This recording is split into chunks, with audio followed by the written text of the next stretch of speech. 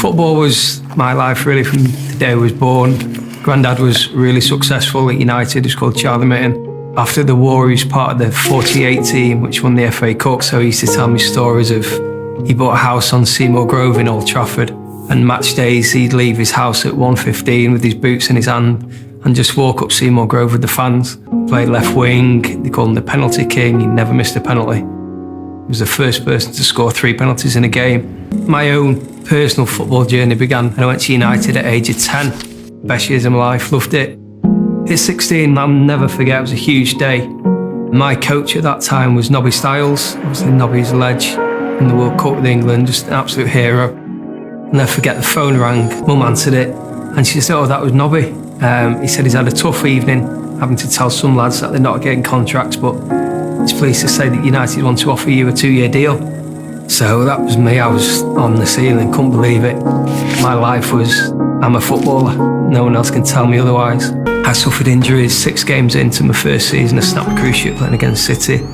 Another operation on my Achilles. And therefore, my game of progress just halted to an extent where I just shadowed the player I was.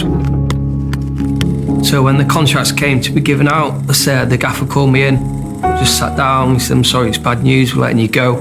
So it was literally, okay, no problem. Downstairs, get your boots, see you to the lads. I never heard from a soul from United again. On the back of getting rejected by United, within a month, I've also been rejected by Bury and rejected by Stockport. It's hard to take because you think when I signed for United, it's probably in the top 20, 30 in the country. And 2 years later, you're struggling to pass the ball 5 yards. No one wants you. Football sucks you in. It's like Disney World. It's like a fairy tale. And when that bubble's popped and you're in the real world, you struggle to cope. You don't do further education, so you can't get a decent job. I don't think the clubs truly understand the effect of what happened to myself has on an individual. Not just in the short term, but it affects the rest of their life.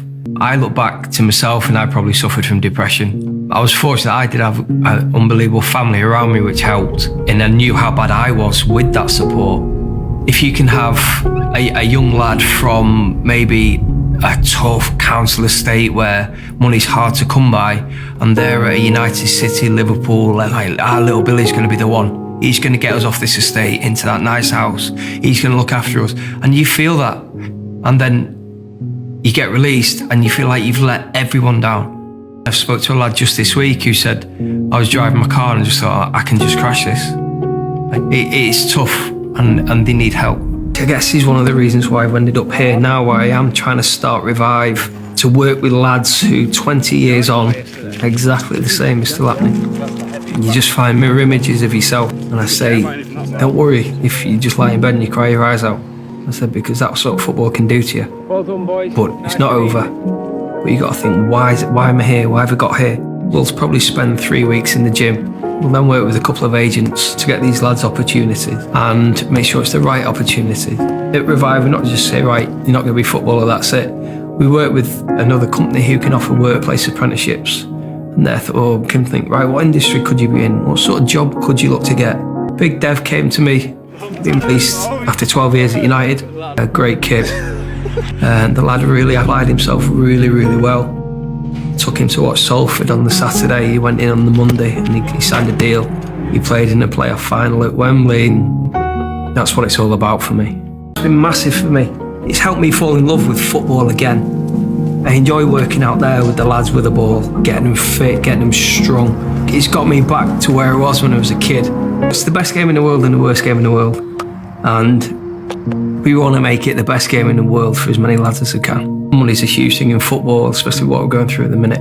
And investing in lads who are no longer part of the club or never going to be part of the club again, that may say, well, why would we do that? It wouldn't take much just to help these young men out and give them a chance for the rest of their life. So I think the organisations, PFA, Premier League, Football League, need to look at it.